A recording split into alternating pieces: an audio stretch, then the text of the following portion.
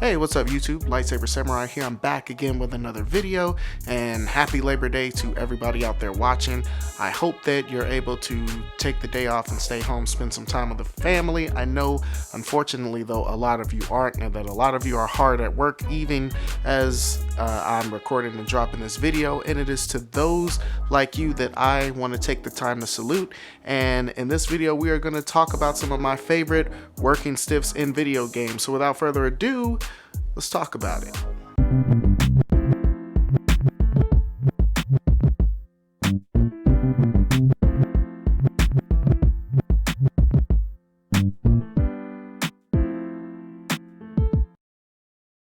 Okay, so working in a factory, probably one of the toughest jobs out there, and in particular working in a meat packing plant. I know here in Kansas the meat packing scene is pretty big, especially out west. They've got cities like Garden City and Dodge who basically employ the entire town to work at the meat packing plants. But imagine working at such a plant and come to find out that you are the main source of protein. Well, then you'll kind of have an idea what it's like to be Abe in the Oddworld games, in particular Abe's Odyssey and Abe's Exodus on the original PlayStation. Now, in this, you are Abe. He is a Mudokon on the planet of Oddworld. He's working in this meatpacking plant under the Glutkons, which is kind of their traditional enemy, or their traditional rival as far as species goes. And come to find out that the higher ups have a board meeting, and because the main source of food that they've been using is starting to become scarce, then they decide to, as a supplement, start using Mudokons as part of the menu. And so now it is up to you to escape with your life and the lives of as many Mudokons as you can. This is a side-scrolling platformer, heavily on the puzzle elements. It's kind of slower in pace as far as platforms go, because you have to really navigate more methodically through the levels as opposed to something more fast-paced like the Mario or Sonic games. This reminds me of games like Flashback on the Genesis or Blackthorn, things like that. And so one hit kills basically, and you will die a lot. Luckily there are infinite continues, and so you can try again and try again, and eventually you will persevere. You aren't completely helpless though. Abe does have a couple of tricks up his sleeves, in primarily in his chant ability that he uses to control the minds of a lot of the enemies in the game. You can control their minds and have them trigger traps, allowing you to then pass through safely. You can use them to attack each other, and you'll need the chant ability to solve a lot of the puzzles in the game. The sequel, Abe's Exodus, is pretty much more of the same. They do expand the chant ability and with the game speak, allowing you to pretty much use commands like button combinations to talk to and interact with pretty much every other NPC in the game for the most part. And so honestly, I think that one's better.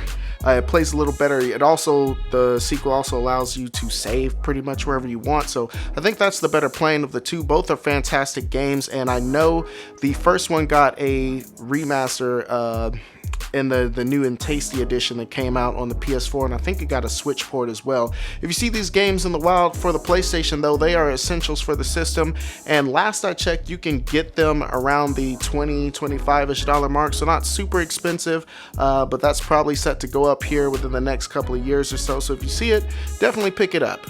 Okay, so in my employment career, I was a janitor a couple of times in my life. Okay, I was a janitor at Krispy Kreme Donuts. You guys been long-time viewers know that I worked there for 15 years, and I started out as a kid. I was a janitor there. I was a janitor at a grocery store.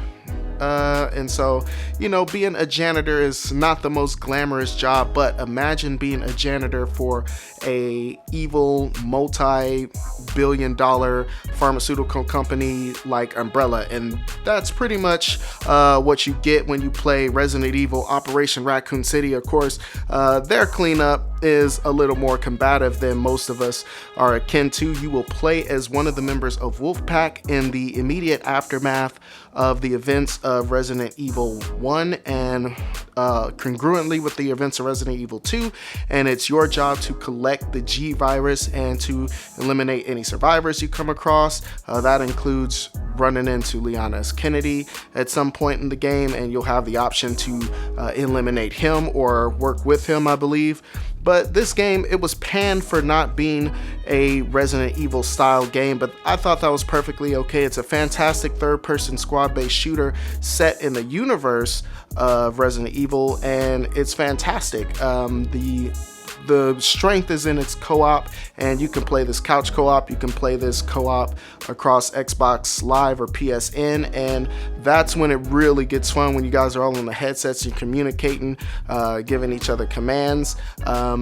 You get a ton of different weapons that you can unlock as the game progresses. You got some melee attacks in there. Every squad member kind of has their own strengths and weaknesses, so there's some replayability depending on your style of how you like to play the game. Overall, it's a fantastic game, especially for the price it's going for now. This is the highest I've seen it lately is $10, and for $10 is definitely worth that, considering also that it's also a pretty short game. You can get through the campaign in about 5 hours, but it's one of those that, you know, once you unlock more abilities and more weapons, it's still fun to go back through and play through a second or third time. So if you see this one, it's definitely worth picking up and adding to your collection for the price. Okay, so perhaps you want to be something a little more glamorous than a janitor, perhaps maybe a scientist or a researcher, a physicist perhaps, at a black site like the Black Mesa facility. Well, you can step in the shoes of Gordon Freeman, and this game we're talking about is the original Half-Life, of course, for the PlayStation 2, a fantastic game. And in this, an experiment that he is conducting goes awry, and he rips an interdimensional tear in the fabric of reality and unleashes this horde of monsters called the Zen. And so it's his job to seal up that tear and escape alive. This was a fantastic, it's essentially a survival horror game, but it's got a lot of heavy action. It had a co-op aspect to it, and couch co-op was my thing back in the day. And so I remember me and my friend Andre would get on this, me and my brothers would play this sometimes. And yeah, this game, it got, you know, the popular Half-Life 2, which was a sequel to it. I kind of like this one better, which I know is a little bit of an unpopular opinion, but I don't know, there's just something about the storyline to this. I love the graphics. Maybe it's just nostalgia talking, but this was one of my favorite first-person shooters on the PlayStation 2, and again, it was one of my favorite co-op games to play. This one, last time I checked, this one was super cheap. It was sitting at about $10-ish, $10 to $15, so it's definitely worth adding in your collection. I can't remember if this had the Blue Shift expansion that came out on the Dreamcast. I think it was included in this, so you're getting that experiences as well, where you play as the security guard, so that was pretty cool too. But yeah, if you see this, definitely pick it up. It's a great sci-fi action game, and it's a good time. Alright, moving on to the penultimate game on the list here, and I want to talk about Uber drivers. Uber drivers have been a thing, you know, for the last several years, and it's really interesting to think that even like 10 years ago, Uber drivers weren't a thing. You know, if you needed to go somewhere and you didn't have your own car, couldn't have anybody take you, you had to rely on the good old taxi service. And so let's talk about being a taxi driver for a second.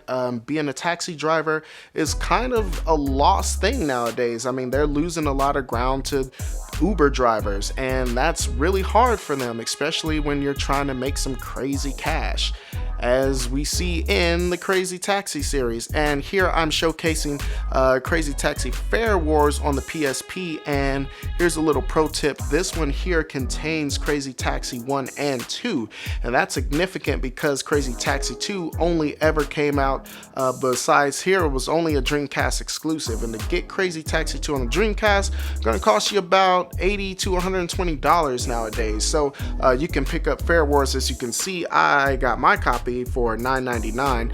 Pretty sure it's a little bit more than that nowadays, but still, this is a great way to play that game if you can't afford it on the Dreamcast. They also add a bunch of other bells and whistles, a lot of mini games, and a lot of side missions and things that you can do in addition to playing through the regular game. Both games are here in their entirety, and like I said, it adds a bunch of bells and whistles. The graphics are fantastic. They really capture that Dreamcast aesthetic, and it's a perfect port in my opinion. Of course, it's a slightly tougher to control because the PSP is a smaller controller than the Dreamcast is. But other than that, I think this is a fantastic game. You're catching big air, you're zipping down the streets at crazy speeds.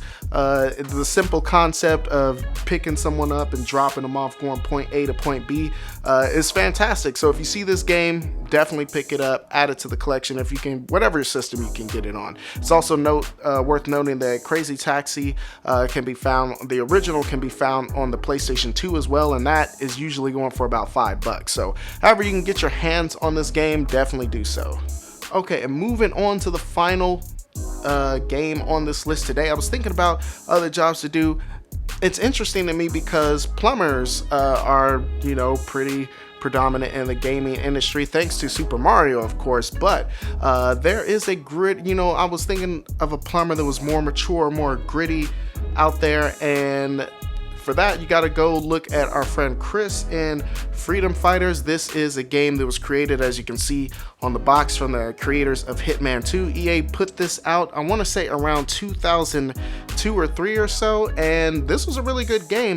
This takes place in an alternate version of reality where the Soviets win World War II by dropping a nuke on Germany and ending the war that way. They proceed to create their sphere of influence as they pretty much emerge as the only superpower in the world, and they set up Soviet states all over the world. Fast forward to the present day, and you and your brother live in New York City, and it becomes overrun by the Soviets, and from there you go from your dull life as a plumber to a resistance freedom fighter. In this game, it's a really cool game. It's a third-person shooter, which again, one of my favorite genres. You'll be running throughout the streets of New York City, taking back command posts and things of that nature, destroying sabotage missions, all of that, rescue missions, all of the above. It has a really cool charisma system where as you do odd jobs like that, you'll get more clout with the resistance fighters, and then you can do things like